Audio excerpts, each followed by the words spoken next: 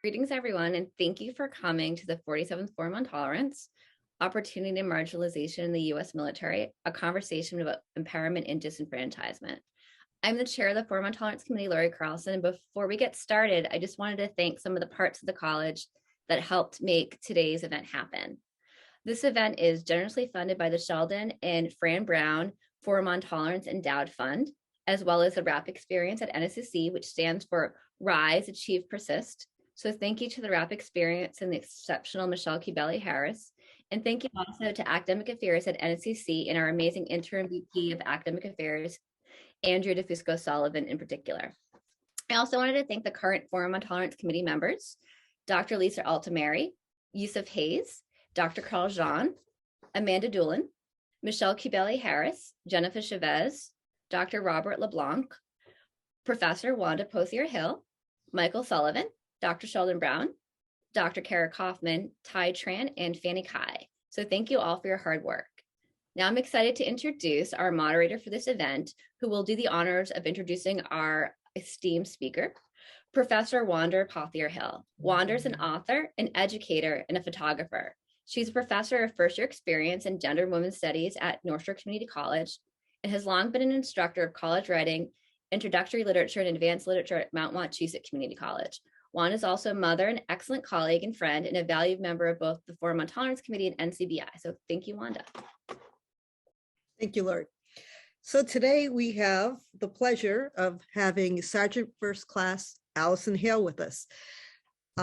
Hale currently works for the Massachusetts Department of Corrections, Maximum Security Prison, the Souza Baranowski Correctional Center for 15 plus years, and also serves in the Army National Guard for at least, Allyson has been there for more than 20 years now. She holds the rank of Sergeant First Class in E7 and the position of Assistant Operations / HR NCO for Higher Headquarters Detachment of the Joint Forces Headquarters at Hanscom Air Force Base.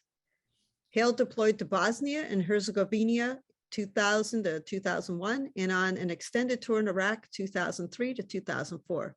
She has 30 years of formal Japanese Jujitsu training and a BA in Sociology from Framingham State University. It's my pleasure to welcome Sergeant First Class Allyson Hale. Thank you very much. Wow, that's sometimes you forget the things that you've done. Wow. So first, thank everyone for coming. Thank you for coming and taking time out of your day, especially an early afternoon at 1 o'clock. When I was asked if I wanted to speak on such an event of tolerance, where to begin? It's an amazing topic, and the thing that I thought brought it together was how do you tackle the Army, and then how do you do that while being a trans woman? And then for 20 something years, I've enjoyed being part of an organization as the Army Reserve and even the Army National Guard. And it's that camaraderie that hasn't faltered. But where to begin? So, excuse me. So from the beginning, I think is the best place. The oddity of being 5 or 6 years old and looking at your cousin, Jen, and saying, curious, but excuse me. It's amazing when you don't talk about this stuff and all of a sudden you talk about it again. So have you ever wanted to be a boy? Which I thought was a very odd question at 5 to 7 or whatever. And I love the answer because she was like, no, you want to play upstairs or outside? And I was like, oh, well, let's go, you know? And it was that moment where I knew I was different. It wasn't bad. I knew that it wasn't something wrong. It was just different. And I didn't know how to express it. I didn't know how to analyze it. And I didn't know the words for it.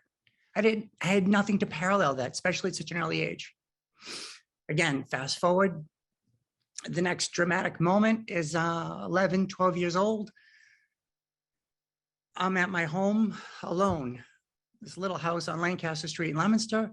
I have an amazing, smart, beautiful older sister by 6 years who happens to have an amazing closet.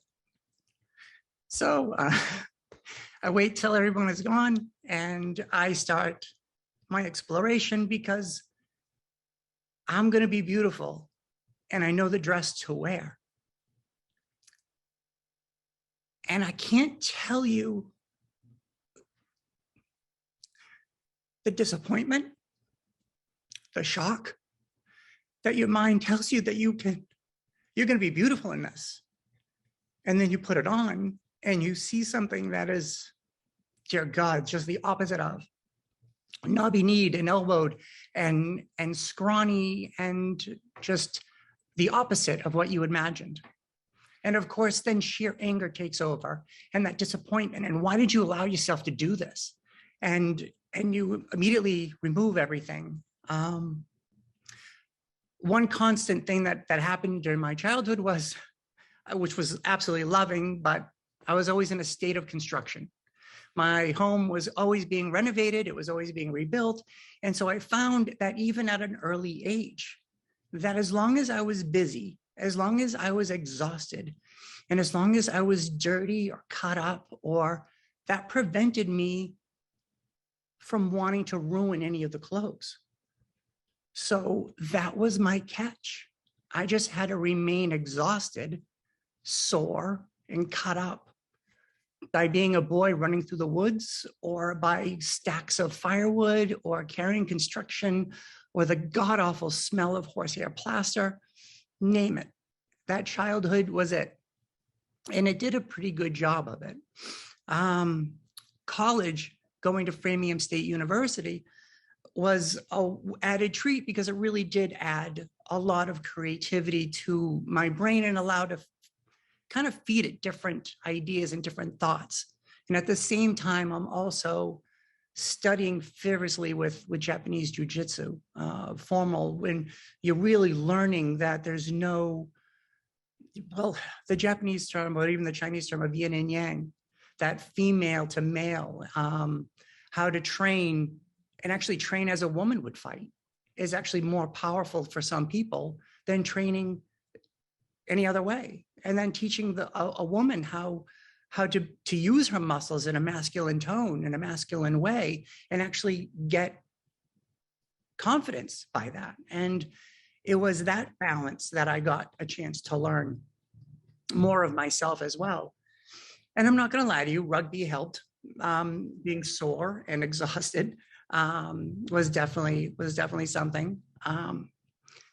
But then the crash happened again is when you graduate. Now you're left in a world. Now you have to, what do you do? And that, the idea of joining something that I could keep learning, that I could still stay focused on myself and maybe others, and to still stay sore and tax my body as best it could, was the Army. It's literally the only way I could think of. And then, of course, now you have to think about what can you do? And at the time, it was being a military police officer. And that's where I invested my time. From 1997, I joined the Army Reserve, 94th Military Police Company, and I went down Fort McClellan, Alabama. It was probably the coldest and wettest I've ever been in the Southern Appalachians. But it's that ability to stay busy, that ability to be with others and learn and defend. And then the idea of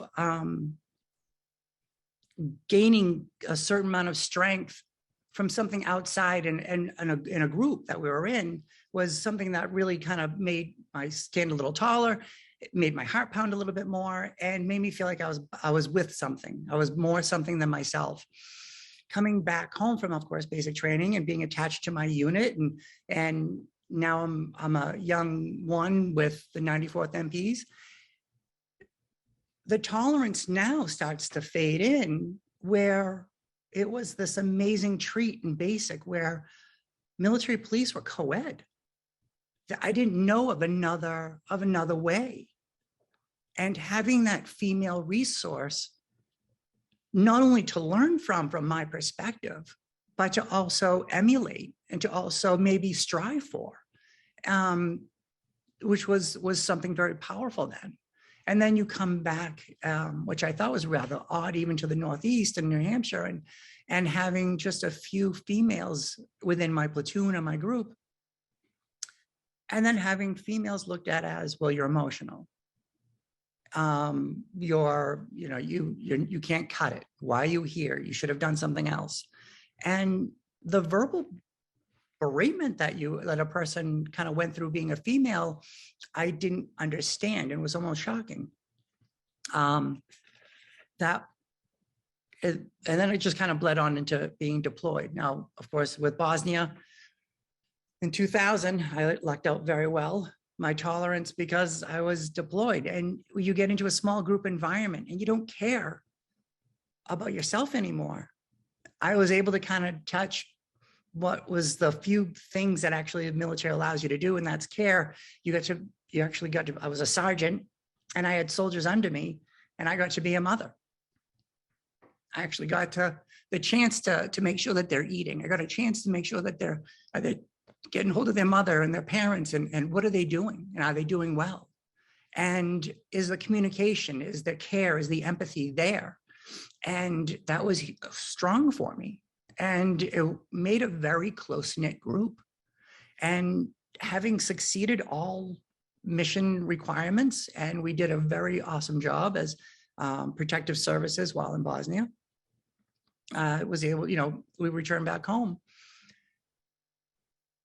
And with all deployments, you feel that people tend to get tired of one another, and they go their own ways, and then new people come in, which is always really nice, and it reinforces morals and ethics, and you get to talk to new people. And there was another layer of this intolerance towards women that I didn't understand and I couldn't grasp.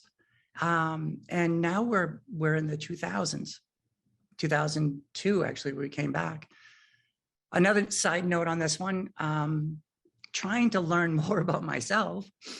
If anyone knows that in 2000, the internet was still dial-up, and I don't know if anyone remembers that. I may have dated myself, but you have a 5-minute window of opportunity for your page to load. Another neat little side note when it comes to transgender, the term wasn't invented yet. It was considered transvestite or she-male. Then there was another she thing, but we won't go there. 2 sites that it actually would go to if you wanted to look up those side notes is porn and really bad porn. So you really didn't have a lot of education. And you're still trying to figure things out as you go. And medical journals still haven't put things out there. And there's still some really bad information from a Dr. Money, but that's a whole nother topic at another day. And you now have this resurgence in me trying to balance. How am I going to be as this individual who's now focused solely on my body? I am now trying to push this machine as heavy, as strong, as fast, in order to keep my own stability and my own mental ability sound, without feeling the need of bringing, as I dare say, bring up Allyson, or to venture into Allyson. I need this hungry individual just to keep pushing forward. And the tolerance at that time, I always get a kick out of it too, because this is also a very odd moment in military history, where you've also have the awful don't ask, don't tell policy. During this time frame, it also brought up a lot of gay, quote unquote, antics. And with the military, I was always confusing, because you always was this undertone fear of being gay, but at the same time, you also had people within your group, your squad, your platoon, would look at one another and be like, hey, are you in my sleeping bag tonight with me? And that would be a joke. And I would be like,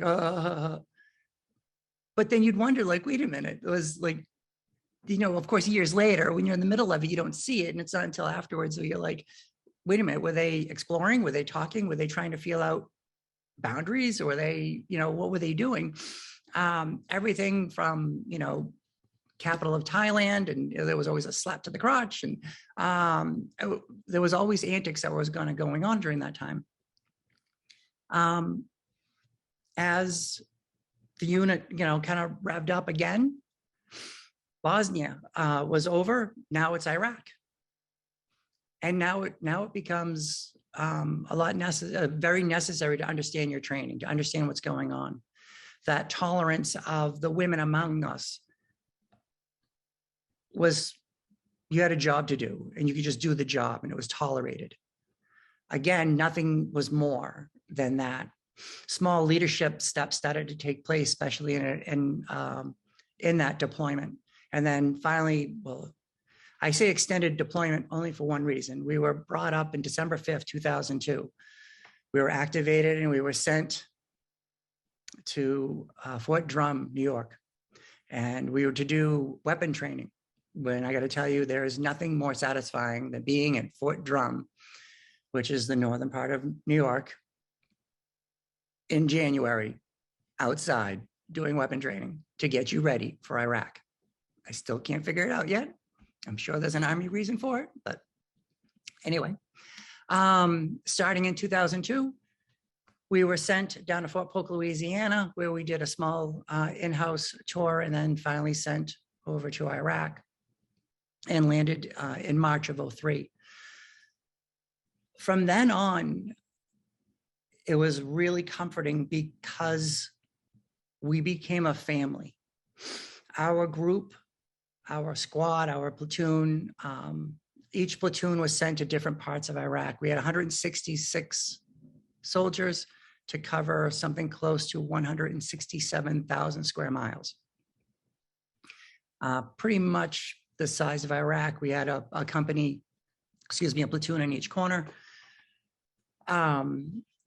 But during this time, you want bonding, you want family, there was no sex, there was no gender, there was no, the person who changed next to you was exhausted because you were exhausted, and all you wanted to do was go to bed. All you wanted to do was get out your baby wipes, wipe yourself down, and maybe get a couple of hours. And the thought of, oh my God, there could be a woman sleeping next to me, or oh my God, there's females in the tent, or oh my God, there's, was not an issue. And at the same time, the same level of comfort was kind of like spread out amongst everybody, where it wasn't uncommon to actually just have one of the females say, hey, listen, I need everyone to take 2 minutes, before you talk to me. This is my cycle time and I'll tear your head off. And everyone's like, hey, thanks for the heads up. Then it was that mutual respect that was back and forth. And it was that camaraderie that was amazing. Of course, back in now 2004 of August, we start to clean up ourselves and we start to come home again, pretty much 20 to 22 months away from our home. And we come back. All of us came back, which is pretty cool. So as it comes back to 2005, I start realizing that my time in this unit, because again, the sexism kind of came right back. It was almost like it was just waiting for us at the port. And I really knew that coming back, I didn't know what was going to happen with myself. And being selfish, I can honestly tell you that this was my time to make my leave, that I was a little bit nervous about where I would be as a soldier moving forward in this group of people with the level of intolerance that was being passed around. And now with a level of quote unquote gay and some negative connotations that were happening, was a moment that I said, this would be an awesome time for me to pass the torch to the next one and for me to take my leave. So in 2005, I made my leave from from the reserve. And I tell you, I explored this time. This time was for me. I got a chance to kind of learn a little bit more and balance. And I focused myself a lot more on the Zen of the Japanese Jujitsu in order to take up that slack of learning about where I wanted to go in the future. It was able to pacify me at that time. I found that during that time, I couldn't no longer keep up with that gym level and that running level. And as it came close to 2009, I actually missed putting boots on and being that mother and taking care of soldiers. And so I raised my hand to the Army National Guard of Massachusetts and swore in as a Staff Sergeant Hale at the time, and was assigned with teaching. And I could not have been more excited to have individuals that wanted to learn and be able to teach them and see that light bulb go on and their eyes light up, and that connection to being a mentor and motivator and mother was all wrapped up in a one. And it was amazing. Second to only 2014, somebody got the weird vision that I should be promoted. Oops, little do they know. And I got to be a platoon sergeant with the 972 Military Police Company, which was my heart. I was terrified of the job. And I got there and I got to see these 30 plus soldiers of straight misfithood. None of them were, it was bad news bears if you ever saw it. And it was amazing. And the best part about it was they each brought something, but they didn't know it. And that was like, it was my job to find out what was that something. And it succeeded and it took off. And everyone helped each other. And the idea of many hands make like work was constantly said. And I may have said it 2,000 times, but they caught on. And they did, they helped each other and they encouraged each other. And as this parental unit, my heart swelled. This was amazing. It was after this that I was tapped on the shoulder and said, hey, listen, we have a new assignment for you. We want you to move on to a new group and try to do the same there. Another level up. No promotion, just different group. I said, okay. This is now, say 2015, 2016. And the reason why that's important is it was October 29, 2016. And it was a Friday. I pulled into my doctor's office for a simple checkup, nothing crazy. And I was working with the DOC at the time. I was on leave and I got a phone call from a dear friend and they said, you may want to close down a lot or all of your social media sites. I thought, well, that was a very strange request. I said, why do you ask? He's like, well, there are pictures of you being passed around the Department of Correction, but you're dressed as a woman. Oops. So somebody close to me was able to get hold of photos and leak them to people, and which is another great story as far as maybe another time.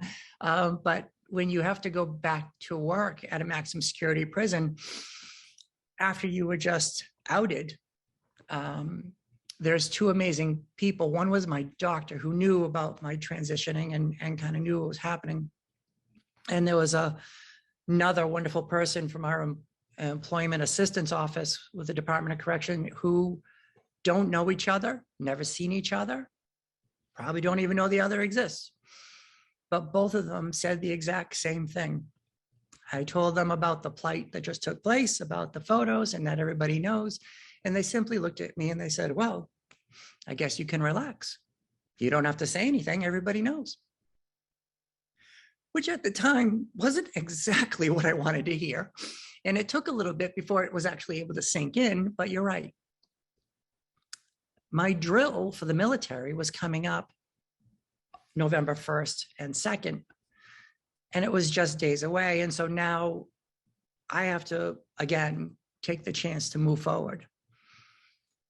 During this time, the Army is known for this wonderful values that they have, and the acronym, because the Army loves their acronym, is called leadership, LDR-SHIP, loyalty, duty, responsibility, selfless service, honor, integrity, personal courage. So what better way was I to honor those values than to step in front of it? I mean, you have to own it. Excuse me. So I did.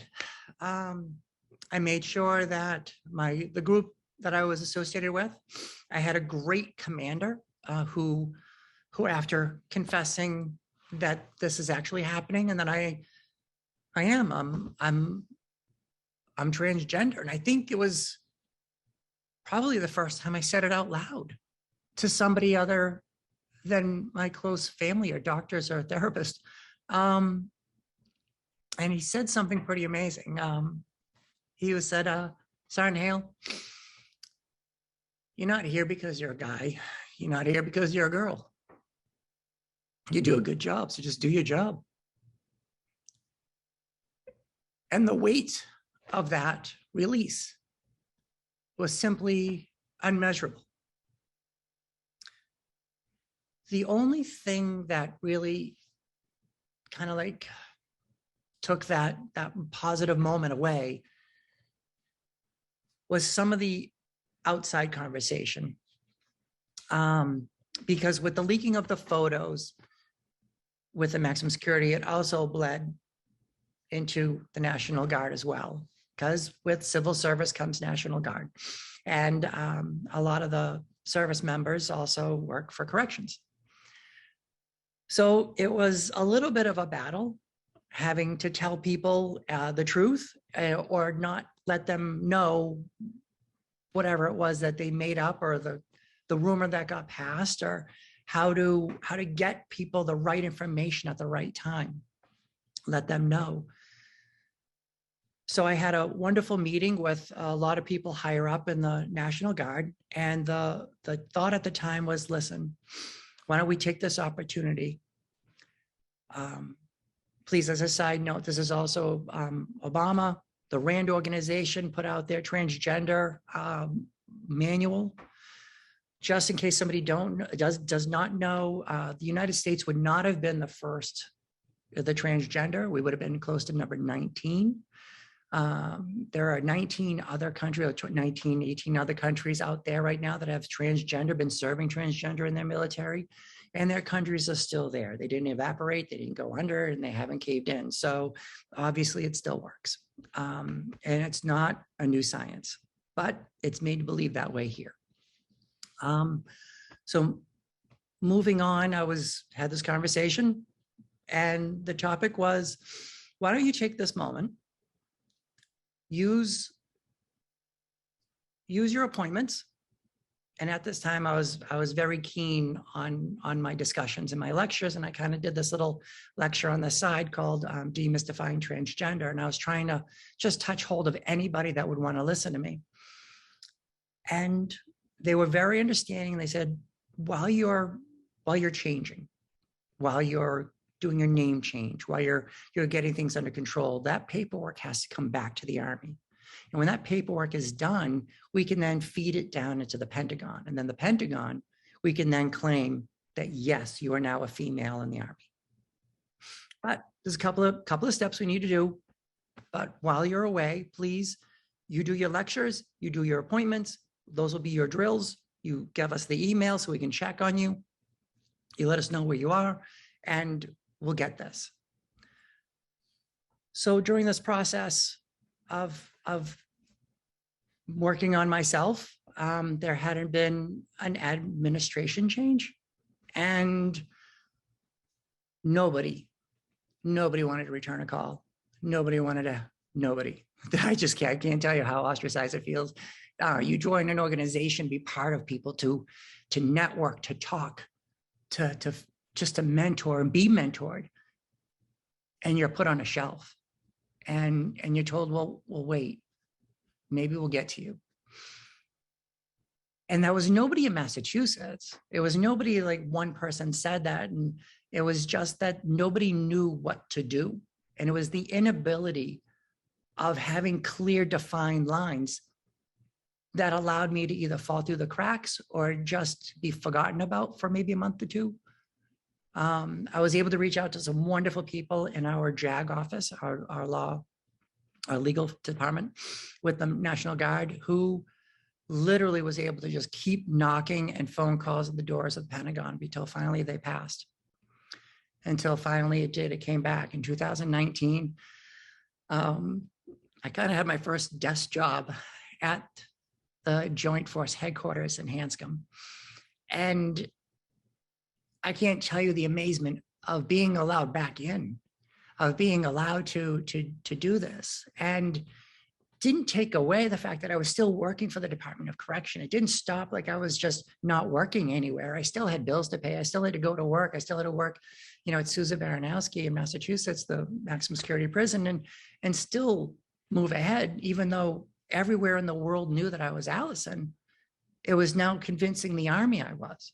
Now convincing the Army that I am now female type 1 each Army issue Allyson Hale Sergeant First Class 1, and it was that ability to get finally past that hurdle that simply was just unmasked amazing. And but now became a new hurdle, because now I'm a senior enlisted officer, female, who's now trans. And so now I'm splitting these hairs almost, because I want to be able to be part of that women mentorship. But you really, and then you want to be part of the fact that, well, no, I'm not, because I embrace the fact that I'm trans woman. I embrace the fact that there was those things that I lived through made me who I am today. It made me the person that I can be, to help mentor, to help progress even the female movement, to know that I have seen some of the most powerful and most amazing women that inspire me every day to be a better one, and to give that back to the next younger soldier is really why I'm here, and really what gets me going every day. So that the tolerance now becomes being a female soldier, being a transgender soldier, and now an organization where we just came out of some dark ages, and that's really the only way to kind of put it. There was no clear definement other than somebody saying that we just don't belong in the military, until all of a sudden now we're welcomed open arms. And they actually did something amazing, and they put forth a training element, actually 3-tiered, and they're actually training units on what to expect from others, not just senior, but people that are coming in, and that ability to understand that maybe somebody's just not feeling man, maybe just not feeling female, that non-binary is a real thing and is being introduced. How somebody looks during their drill, a period of time of 8 hours at work, and maybe you catch them at a restaurant, an eatery, or an adult beverage place, and they look different. Well, if it doesn't go with you, you let it go. It doesn't bother you, then you just move on. Somebody is doing their own job. You should always show that respect and dignity to others, which I'm glad is being stated again and again. One of the downfalls to this is that when they allowed gay and lesbian to welcome back in open arms, that training wasn't there. And I do hope that they learned from that. I do hope that was one of the growing pains that the Army had. And they felt that, okay, we're going to do better this year this time by introducing the transgender in the military or in the service. And with that tolerance now becomes, I have to educate us every day. I show up every day with a smile. I show up every day with a way of communicating. I try to do the best job I can every day. And yes, that additive of I have to work twice as hard. I do. I am not looked at in the same way when I talk. I am overtalked. I am in every sort of second class way you can imagine. I get to see it. And it's still in the military as well as in private organizations where a female board member may get overspoken or may get cut off, or I love the term, sometimes I get into the gym and I get mansplained. I don't know if you guys love that one. Yes, no, please explain this to me. I have no idea what you're talking about. But again, it's those that you recognize and you confront it with information. You confront it with a smile, like, no, I'm glad you explained that to me. I've been doing that, but thank you, or whatever. And tolerance has now shifted from seeing it to now trying to make sure people are tolerant. I carry the torch now of tolerance. I have to now turn the lights on of the room that people get scared about, or the misinformation, or just simple bad pronouns, or just bad jokes. It's my job now to say stop and correct. And there's amazing things that are happening, even like on the National Guard side of tolerance. You've got an amazing equal opportunity group. We have an amazing resiliency training organization. It's truly almost a new service.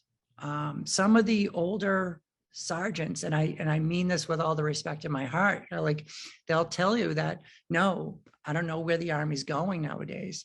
And I'm like, no, you don't, because the same patterns that you remember from the 80s cannot be applied to the new people coming into the military today. They know too much. They're too quick to understand and to empathize and to actually have feelings. And somebody who's older may not have those words as the younger has with the feelings. And now it's a language barrier. And then with language barrier, you have frustration. So it's a way of kind of like trying to understand that as well. My God, I could continue and I'm sorry, but thank you very much. I love the idea of educating every day. I love the idea of telling everything I can about my journey. I don't think it ends. I'm still working on me. And I love to mentor and inspire people every day. And if anyone has any questions, comments, concerns, I would love to answer anything you have. Thank you, Allyson. Are there any questions from the audience? If so, you can raise your hand or you can type it in the chat. And while we are waiting, Allyson, is there anything that you can think of that you would change from your military experience? Yeah, I often thought, what if I stayed in, those 4 years? And I don't know. I can also tell you that I joined later in life. I found myself to be a little bit of a late bloomer, and I started my military career when I was 27. So it was kind of comical to run around kids 10 years my younger or so and be called a grandparent by these people, but then have the ability to outrun them, So it's like, well, when you catch me, then you can change me. But no, I think I needed that difference, that time to almost ponder, did I want to go back in? And yeah, I'm glad I did. I'm glad, and I'm also glad I kind of changed it. The National Guard has, especially after, with the up ramp of especially 9/11, training and technology had to be equal across the board, regardless of if you're an active component, you're a full-time job, or you're a reserve or National Guard. And a lot was asked of the National Guard to step up in their training. And it really showed with the level of professionalism that's there. sometimes, it's the individual where you have checks and balances, but as a whole, I can honestly tell you, Wanda, no, I would not change anything. Very good. If you were to give advice to younger people who are looking to join the military that are questioning and think, they might want to become transgender, what would you have for advice for them? How could you best prepare them to enter a force that is so, steeply masculine? Yes. Nope. And you're very, very correct. And there isn't a right answer. My path worked for me, and telling my story is very parallel to others, but it's not the same. It's like the same direction, not the same path. But with that is every day you have to get up. If you have the ability to get up and show up every day, then yeah. I mean, the struggles today is still, we haven't evolved fully yet as an army, or even as a military, in my opinion,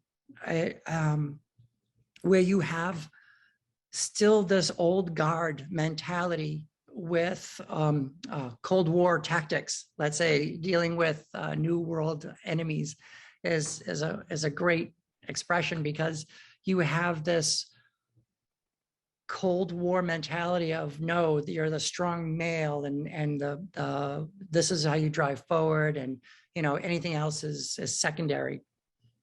And that's not true today. Today, the younger soldiers and even the young leaders are quick to talk about their feelings, are quick to talk about what they feel like, and to even seek help. And I think that that the idea of going to therapy, which was so voodoo at one time, is now an added benefit. And that working on soldiers' health and fitness, which is now being entered into the military at an alarming rate, is really nice, is that they really do believe that they want you to be healthy. So there is the idea of breathing meditation. There is the idea of being able to communicate and talk. So the person who goes into the military and says, well, I'm going to join the military because I'm transgender, doesn't exist. They join the military because they join the military. They join because somewhere in their blood is loyalty, somewhere is duty, responsibility, selfless service, honor, integrity, personal courage. Those words are there. And it's going forward that all of a sudden you turn around and go, this doesn't feel right. So what if I'm somebody else?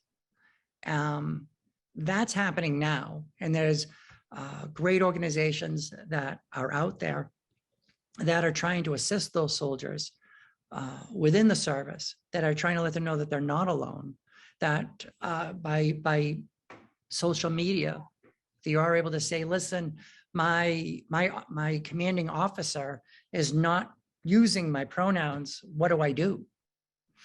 And it is that benefit of being able to reach out and talk to others. And sometimes you don't have that. Sometimes it's your own. I happen to be very, very lucky.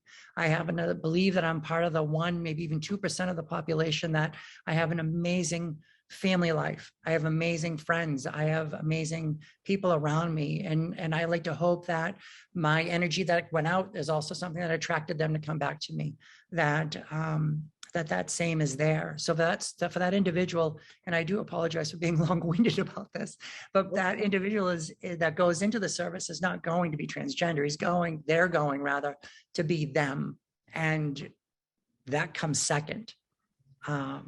Or if it's in the process, sometimes they'll be like, no, I want to transition first, and then I want to go in, and you'll see that as well.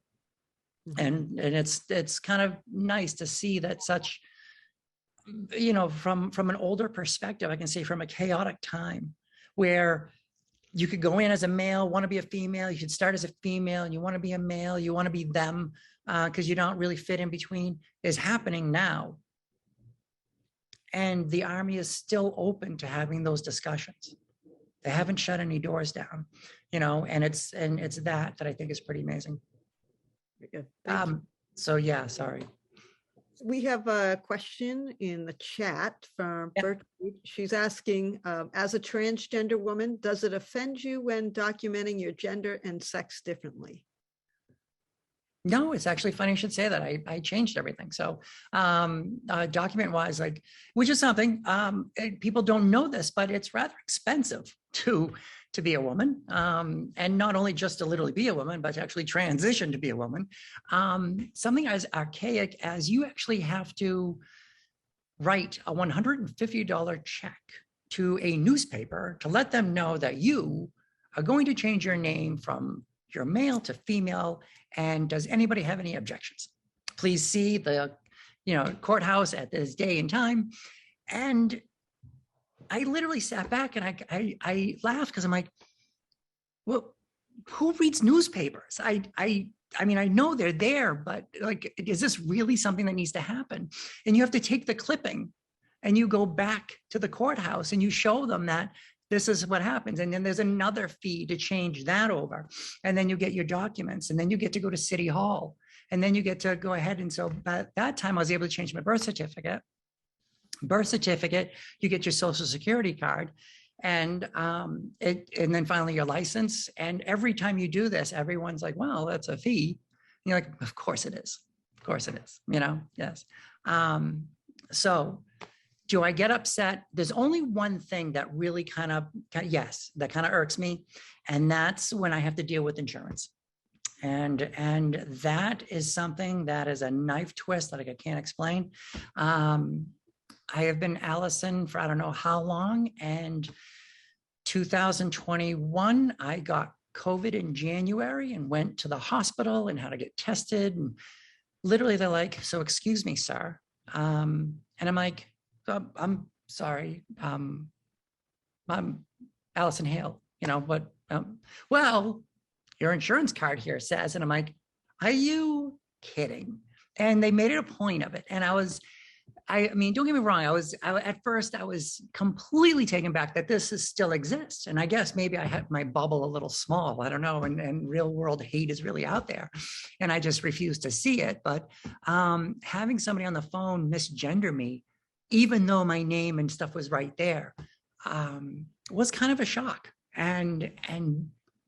But again, it just shows that the lack of education. And I at the end of it, I kind of felt sad that that's all they've got. They couldn't expand any further than that. That was, I'm just going to go with this form. That's like, well, then that's a sad existence, and I'm sorry that's what you have. But I mean, don't get me wrong. I totally wrote a rather good report and sent it into the hospital, and they're like, yeah, you didn't misgender me again and I'll lose my mind. But outside of that, I was very sad about them. I also wanted to read a comment to you by Carrie Miniachi. Says, Allyson is an outstanding soldier. I'm glad she is with us and is being brave enough to share her story. And I couldn't agree more. Thank you. Yes, no, she's again, another brilliant soldier who has taken resiliency training. There's actually an MRT, military resiliency training, master's resiliency training actually, and teaches you how to the simple thing is how to hunt for the good stuff. We always hear this, but the spiral downward effect is one of my favorites, is where, you blow your tire, and now you're late for work and you spill your coffee, and now all of a sudden your day's done and you're worried about your boss is going to fire you. And all it really did was just pop a tire, but you spiraled yourself into this part where all of a sudden now everything bad happened and now I'm going to get fired. Well, no. And it all happens with boss, a phone call. I got a flat tire and I'm going to be late. And if you just look at the problem for what it is, there you go. If you're constantly feeling depressed, well, what do you have good? Well, I got up, didn't you? It's not so bad. You slept in a bed, could be worse, and it's those simple things that sometimes we overlook the positive things that happen to us. Whereas actually we stop and look at that, we actually do have good things. And she is an instructor with this master resiliency stuff. And so I could not have been happier to have her here. That was absolutely amazing, and shocked. Thank you. But yes, no, I think what else? Anything else? Well, there's another comment in the chat. Says, thank you. It's nice meeting you and hearing your story. You're a beautiful woman, and I hope you continue to find happiness. Yes, every day. Sometimes it's with an automatic weapon. No, I'm just teasing. No, that's the Army thing. No humor. Yep, exactly. We have a couple questions from the audience. Please. Christine Babcock, who heads up our Veterans Affairs Center. Go ahead, Christine. Hi, Allison. Hello. Thank you for presenting today. I really admire your story. I'm a veteran also. I served in the Navy from 88 to 97. So I served during the good old boys club. Yes. I relate to a lot of information that you're talking about, and you're right. It was a good old boys club, but I'm so happy things are finally changing, because I served with a lot of friends who had to participate in the don't ask, don't tell. Yes. And it was really hard on my friends. But I wanted to share a positive story and kind of a struggle. I have a transgender female student who graduated last year. When she served at West Point in the 80s, she served as a male. Mm-hmm. And she really fought a tough battle. She graduated here, great student, and she finally got the correct information updated on her DD-214 by the VA. And that was like a real accomplishment. And it was like, we were all so happy. It was such a big event for her, and I just really appreciate you sharing your story. And I'm glad to hear that, the military is finally, moving ever so slowly, but making progress. And I just want to tell you how much I appreciate you. Oh, thank you so much. Yes. There are pockets. I'm not gonna lie, it's, as an overall organization, yes, we are moving in the right direction. But as you know, it's very slow to move a big ship. So you take each day in stride. But you do, you just, I get a kick out of it, because I get to disarm with a smile. And that's the only way to do it, is literally you want to say something, awesome, I will listen to you. You don't, one of the more difficult ones, I had an opportunity to kind of do the, like I said, the demystifying transgender with a veterans organization in Boston. And it was with their HR department, which I was so excited, and some great questions and everything happened. We broke out and everything was done. And an individual came up to me and said, well, I have to let you know that my fiance doesn't believe in transgender. And I said, well, that's interesting, because he doesn't like science, or I'm not here. I don't know which is which. So he's like, well, no, he's a chemist or whatever. And I'm like, so chemistry doesn't understand transgender, doesn't believe in it? And it is just kind of recent too, and so you're like, these pockets are there. And so you literally just are stunned sometimes by the inability to understand the world around us. And yet you just have to sit there and tell them, well, maybe sometimes you should have brought them along. Maybe it was a conversation that we needed to have, all of us, since we go back to, I get a kick out of it, because I usually open it up with 1640 BC in Egypt was the first, in my opinion, trans male at the time. It was a woman who was a empress who decided that there'd be more power as being in the emperor, so donned male clothing and one of those ceremonial beards and ruled as a man, which again, in my opinion, is the first social economic structure between men and women that really was an issue, because obviously she felt that the power was having a beard and not being herself. So you could have said like, oh yeah, well, you could have done things differently right then. But so right from the beginning, there's a history. And yeah, no, there's a lot of people that sometimes don't understand that. But big machine moves forward. Sorry. We have another question from Please. our chair, Dr. Lorianne Carlson. Hi, and thank you so much, Allison. My question for you is, what advice could you give to a young person who identifies as either non-binary or trans who's interested in joining the military? Excellent. Be in shape. I can't tell you this enough. The military, you gotta, too many times, and it does. People laugh. I don't know if people know, but there's this little thing about trans in sports. It's been popping up in little news feeds here and there. And there's nothing more amazing than when you have the right hormones flowing through your body.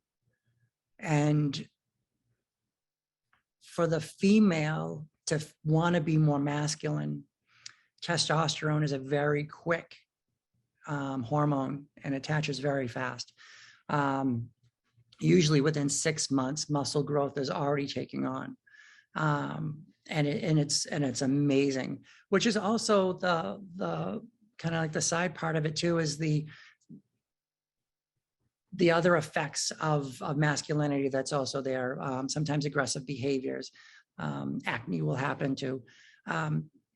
But if you're keeping an eye on your health, if you're keeping an eye on what you're doing, what you're eating, what you're taking in, it's important to start with being as healthy as possible as you be, even during this transition time. For myself, that was always very gym and nutrition heavy. I always did everything I did very, like, there was always calories in versus calories out, or however you want to look at it. And I laugh now that the things I used to do, I can't do that. I don't have the strength for that. My endurance level is wonderful, and I appreciate that. And, long muscles are healthy muscles, so I'll make sure that my yoga and my stretching stay into effect. But knowing that that strength is going to decrease is something very important for a lot of the trans women that need to understand that that's what's going to happen. And that effect takes over a 2-year period. So testosterone quick, estrogen's a little slow, and the ability to take on fat is like a magnet. It's unbelievable, which is also an amazing hormone thing, because the body needs to take care of itself in case of drought or emergency or hazardous conditions. The female body will protect itself with its layer of fat. And so it will always kind of keep that layer. So being a gym person that I am, I found this rather disturbing. So that's my battle. But talking about the soldiers, yes, making sure that they know what they're eating, that they know what they're capable of, and knowing which they want to go on. And as even young as your teenage years, you want to, if that's something where they're going to, they've already kind of explored that education and that information, at least you hope so. Information now is so fast and is so documented and is so amazing that it's truly, it stuns me about the things you can find nowadays and the medical journals that you can grab. And with that, yes, I'm hoping that teen would have already had his education or her education or their education regarding where they're going and the path that they need. But being healthy, it's paramount. Anybody else? Yes, we have another question. Michael? Yes, hi. I want to thank you. I'm 58 years old, and I fought in the gay marriage wars in 2003. It was exhausting, and I did things I thought I never could do in that battle. Every day I do my meditation and I try to be resilient, and I am. I love that you're trying to be resilient too, and that's a really positive thing. But at times I'm very disheartened, right? Because I had this battle in 2003. And yet again, here we are with Florida saying, don't say gay. And, I have my brother has a child that is non-binary, Ash, whom I love, very, very much. And I'm on this committee. I'm not giving up. I understand there's always going to be human difference. There's always going to be intolerance. if it's not the transgender issue, it would be something else. It's just fairly exhausting. So I'm very, very grateful to you though, because you're extremely positive, and I love that. And I'm very grateful that you're doing this work because you're helping people like my brother's transgender or non-binary person. I don't know what to call them. There's no word for niece or nephew. What is the word for niece? There's a word for it, but I don't know what it is. What do you call a niece or nephew that you don't want to identify as? I'm gonna have to open that up to the group. That might be. Yeah. But anyway, you've been wonderful. I really am very, very grateful to all that you do, and I'm impressed by how positive you are. So thank you. Oh no, you're welcome. And I probably have to say that's my mother had a great way of looking at things, and so she instilled something that I've never been able to forget, and that's if you're excited and terrified at the same time, you got to do it. And I remember even looking at her and being like, what do you mean I have to do it? And she's like, well, even if you fail, can you imagine the story you'll tell? And so I was like, wow. I'm like, there's no bad. So yeah, even if, you do it and you succeed, then you've done it, and you kind of show people the path. And if you don't, and you fail, then it's a story, but it's a story that you get to tell. And, with the author also comes poetic license. So you get to kind of tell it your way. But I've always kind of used that as my glass is half full is, no, the idea is that I want to be able to kind of have people come to me. That was probably the best disarming thing I was able to pull off with the Department of Correction was walking in that day.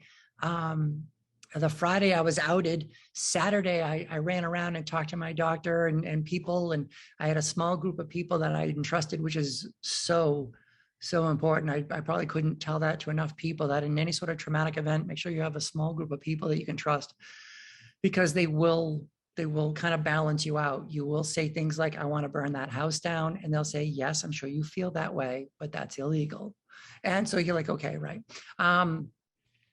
And so with that, you kind of have to walk in one day and you tell people good morning the same way you did every day. And you say like, hey, Chuck, how you doing? And Phil and Nancy, what's shaking? And they're like looking at you like, oh my God, you're here. Because in typical fashion in the civil service industry was you call out and you go away for a month because you claim some sort of substance abuse, and you come back and everybody's already forgotten because there's a new incident that has taken place. And I didn't. I showed up to work, which threw everybody off because I didn't do the normal thing, I guess, what was asked of me, which is to disappear for a month, I guess, and come back and everything was supposed to be normal.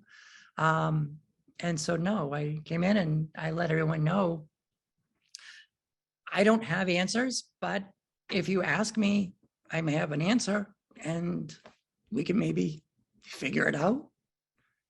And a lot of them didn't know what to do, but some of them were like, okay. Some of the things that I was able to kind of find out, which an amazing therapist that I had, was who you were and who you are. Is that a different personality? Like, were you mean and now you're happy? Were you a good person and now you're you're a bitch, you're this evil woman? Like, well no, I don't know. I think I'm better.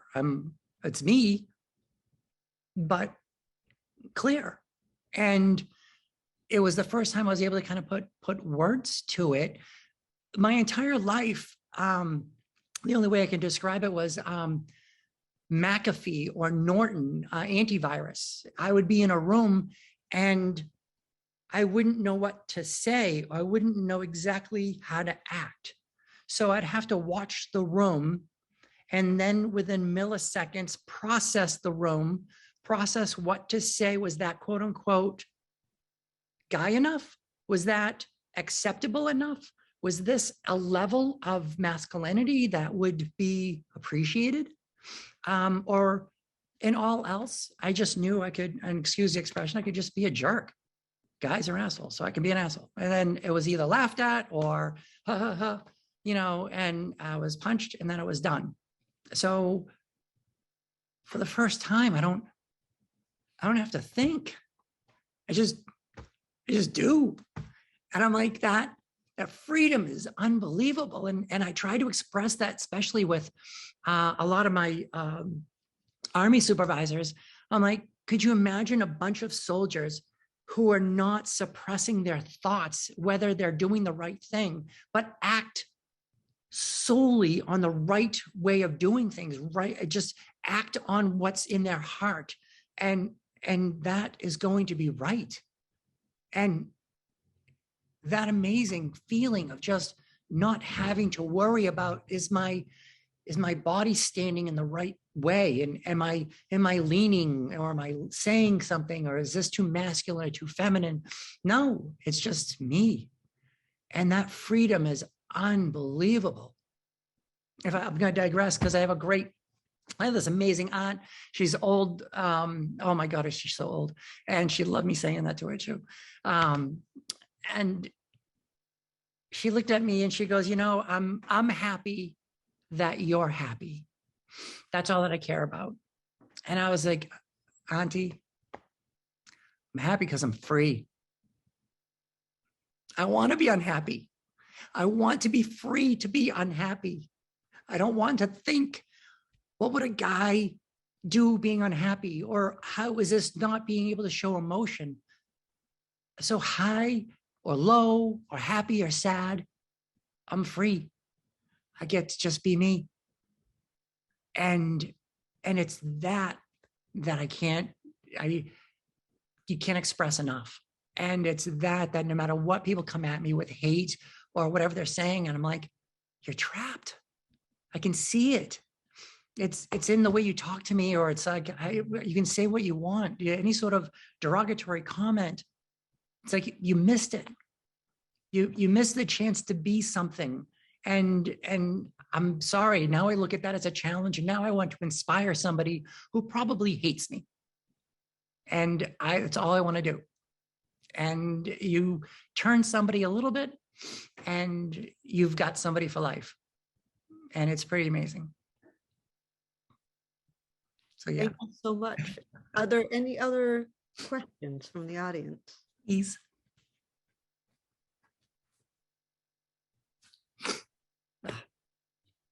I'm not seeing any more questions, so I'm going to turn it back over to Lori. Thank you, Allyson, so very much. Thank you very much.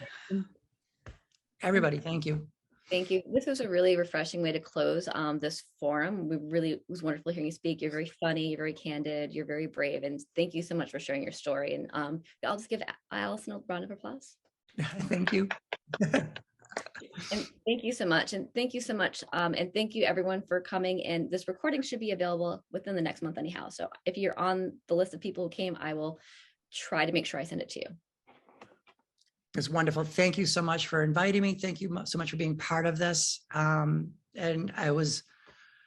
if it wasn't emotional and laughter and everything, then it wouldn't be worth it. And I love that. I love sharing everything of myself with everybody. So thank you.